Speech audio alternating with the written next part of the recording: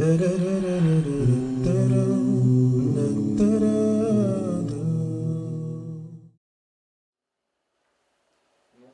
on va passer aux intervenants. Je vais vous demander comment faire pour allier études et engagement. C'est vraiment la question clé ici.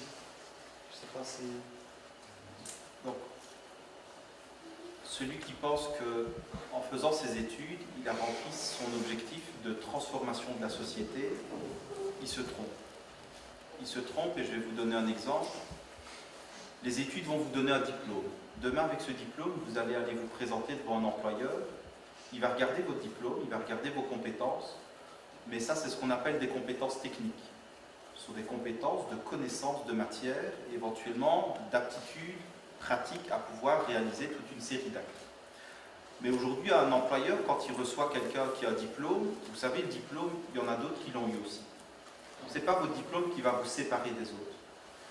Avant, dans le temps, ce qu'on regardait, c'est ce que les jeunes étaient chez les scouts. Parce que quand ils étaient chez les scouts, on sait qu'ils n'étaient pas dans les jupes de leurs parents, on sait qu'ils étaient capables d'organiser un programme, d'organiser une réunion, de pouvoir prendre des jeunes, d'être responsables, autonomes, d'aller organiser un camp et d'aller faire les achats, etc.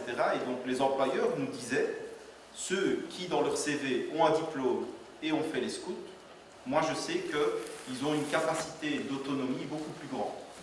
Et s'il y a une chose que j'aimerais que vous reteniez, et vraiment elle est importante, c'est que vous pensez que vous perdez du temps quand vous avez des engagements à côté de vos études, et en fait vous ne perdez pas du temps. Vous allez chercher des compétences que vous ne trouverez jamais dans vos études. Là où j'ai le mieux appris à prendre la parole, c'est dans mes engagements associatifs. Là où j'ai appris à organiser mon temps, à faire des PV de réunion, même si le premier PV, je ne serais peut-être pas fier de vous le montrer, mais c'est dans mes engagements associatifs. Là où j'ai appris à chercher des informations, à me tenir informé de l'actualité, à aller voir comment m'engager au niveau local, même à m'engager au niveau politique, puisque j'ai été conseiller communal dans ma commune, c'est grâce à ces engagements associatifs. Et donc ne les voyez pas comme étant des freins, voyez-les comme étant un moyen de développer des compétences qui vont permettre à votre diplôme d'être à la limite une bonne première base de la pyramide, mais il faut construire sur cette pyramide-là. Et les engagements qu'on dit musulmans, non musulmans, mais les engagements dans la société, surtout aujourd'hui avec l'image négative de l'islam et puis toute l'actualité internationale, etc., ils sont fondamentaux. Parce qu'au début, il ne faut pas croire, il y a énormément de gens qui n'ont pas assez de contact avec les personnes de confession musulmane. Et si elles étaient davantage en contact avec elles, d'abord en regardant comment elles agissent, des gens qui sont intègres, qui disent la vérité, qui essayent d'agir, d'être utiles à la société, on va changer beaucoup de représentations par rapport à ça. Et donc l'engagement, il est fondamental, il est important, et je pense que vous pensez être utile aux autres, et au final, c'est les autres qui sont utiles pour vous, et qui vous permettent d'avoir des choses que vous n'auriez jamais eues dans vos études. Voilà. Je souscris totalement à ce que le frère a dit, Inch'Allah, parce que là, il donne, je veux dire, même pour réussir, c'est pas juste, mais là, ça m'a ouvert aussi des yeux sur quelque chose. Moi, j'aimerais juste dire une chose. Dans les compagnons, nous, on a une vision des compagnons qui est très caricaturale. C'est comme un bloc. Et Inch'Allah. Non, c'est pas vrai. C'est incomparable à Abu Bakr, qui, dès le départ, il a dit, je suis avec toi au prophète sallallahu alayhi wa sallam, et une personne, juste avant l'ouverture de la Mecque, qui a dit, j'arrive. Mais aucune relation. Même si vous essayez de... c'est pas possible. Alors, vous voulez être un Abu Bakr, ça veut dire sacrifice, mais vous voulez être celui qui, à la fin, il a dit, ah, Inch'Allah, le prophète est à la Mecque, j'arrive, je vais le rejoindre. Wallah, c'est incomparable. Incomparable. Parce que la question qui est posée, quand on dit, oui, mais faites attention, votre engagement associatif ne doit pas empiéter sur... Mais le problème, c'est parce qu'il n'y a pas d'entraide. Si à la fin, il y en a deux qui se retrouvent, un, il fait le médiateur, il fait le truc, 2, 3, 4 sur je ne sais pas combien, bien sûr, à ce moment-là, les 4 pauvres, c'est eux qui vont ramasser. On ne doit pas être des consommateurs. Normalement, si je peux me permettre, à la sortie, celui qui n'a pas un engagement, il doit pointer. Ah oui, qui doit pointer. Pourquoi il doit pointer? Parce que ce n'est pas pour le travail qu'on fait ça. Vous faites pour vous-même.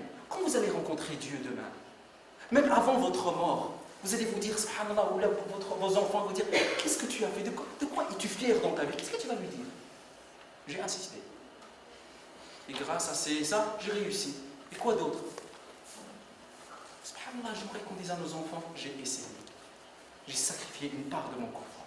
J'ai sacrifié une part de mon temps. J'ai sacrifié. Et un jour viendra où vous allez vouloir justement vous investir, mais il n'y aura plus de place pour vous. De la même manière quand le prophète était seul, quand il était avec Abu Bakr, Bilal, et les gens se moquaient de lui, il disait ça avec ça que tu vas dire ce que... Les gens, bien après, quand le prophète va rentrer victorieux à la Mecque, tous ces gens-là qui voulaient s'investir, il n'y a plus de place. Les gens vous ont effacé.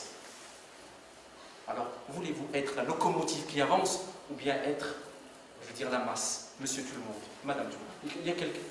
Et les musulmans ne doivent pas être comme ça. Wallah, subhanallah, le goût de la vie, c'est quoi? C'est cet effort. L'effort, l'effort, l'effort, l'effort. Combien de fois, moi, je me dis, pourquoi est-ce que je me casse la tête, subhanallah, à faire des voyages à Liège, à faire ci, à faire ça? Pourquoi, subhanallah? Mon travail, mes études, ma famille, et ça. Et quand je réfléchis, je me dis, mais sinon, si je fais cela, si j'abandonne tout, quel est le sens de cette vie? Une vie misérable. Je rentre à la maison pour dormir, pour me réveiller le matin, pour encore redormir.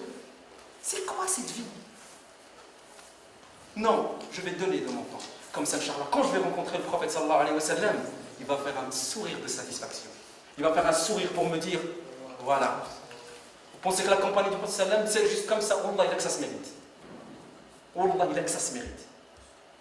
On ne peut pas dormir tout un leg et puis là, et puis, ah ouais, je veux la rencontre du prophète. C'est des prétentions. Donne, et donne, et donne, et sacrifie de ton temps. Inch'Allah, demain, Allah, le prophète sera fier de toi. C'est ça l'islam. L'islam, c'est un effort. Ce n'est pas, oui, je suis musulman, je prie. Donc, Allah, j'espère qu'Inch'Allah, vous allez directement chez celui qui s'occupe de trucs. Il faut que, voilà, moi je vais faire ça. De quoi vous avez besoin? N'attendez pas, on a besoin. Non, de quoi vous avez besoin? Préparez votre vie dernière. Sinon, on va tous mourir. Et à la fin, on va dire, ton fils va te répondre, qu'est-ce que tu as fait dans ta vie? Voilà, j'ai travaillé. C'est tout. Un épisode. J'ai trop freestyle, moi. La prochaine fois, je voudrais laisser ça sans repos. Moi, j'adhère à 2000%. On est souvent, nous, en tant que musulmans, de dire, alhamdoulilah, nous en islam, on a la solidarité, on est pour l'altruisme, etc. Et parfois, on regarde l'Occident comme si c'était un univers différent du nôtre. Et en disant cela, ils sont touchés par le fléau de l'individualisme. Ben, même les musulmans, ils sont touchés malheureusement par le fléau de l'individualisme. C'est-à-dire qu'aujourd'hui, des fois, ce qui arrive, et il suffit de voir combien de générations qui ont fait des études, combien de générations de frères et de sœurs qui ont des diplômes, qui pourraient mettre leurs diplômes pour qu'ils soient utiles, on va dire, pour la société, pour les musulmans, on ne les retrouve pas. Ici, on est par exemple dans cette salle plus ou moins une soixantaine de personnes, c'est ça? Tous des étudiants. Tous des étudiants. De la main de fraîche. Je ne sais pas si on imagine. C'est quoi? C'est la chair fraîche. Il dit une soixantaine de personnes. Quelle force est-ce qu'on pourrait représenter? Une force de proposition positive, on va dire, pour la société, que 60 personnes qui sont diplômées, qui ont des compétences. Et aujourd'hui, quand on essaie de voir sur le terrain associatif qui porte les projets, vous allez vous rendre compte que ça se compte toujours sur le bout des doigts. C'est-à-dire qu'il peut arriver qu'à un moment donné, vous en tant qu'étudiant, vous profitez des services du CEM, du collectif des étudiants musulmans, où vous dites c'est chouette, on s'amuse, on a l'occasion de faire des voyages, on a l'occasion d'être dans des réunions comme ça, etc. et tout, et puis demain j'aurai mon diplôme et basta. Ça c'est du profitage à 2000% si on reste dans cette logique-là. Normalement, ce qu'il faudrait, c'est de se dire, là, on passe par le CEM, on passe par cette association, on est des étudiants, on est des diplômés, on passe par cette école du CEM pour être, on va dire, pour se conscientiser à la grande responsabilité qu'on a par rapport aux musulmans. Donc voilà, donc tout simplement pour dire que normalement, ces études qu'on fait, demain, on nous demandera des comptes par rapport à ces études. Tout le monde n'a pas la chance de faire ces études. Dieu, Allah subhanahu wa ta'ala, il vous a donné la possibilité, vous êtes parmi les privilégiés du monde, dans le monde, de pouvoir faire des études à l'université, à l'école supérieure. Mais quand vous avez ce privilège, plus vous avez des privilèges, plus on vous interpellera par rapport à ce qui vous a été donné comme bienfait. Inch'Allah, on espère que demain, la situation des musulmans, elle va s'améliorer. La situation des musulmans et de la société ici, elle va s'améliorer avec des gens comme vous, qui avez fait des études, qui pourront être une sorte d'élite intellectuelle pour les musulmans. Da da da da da da.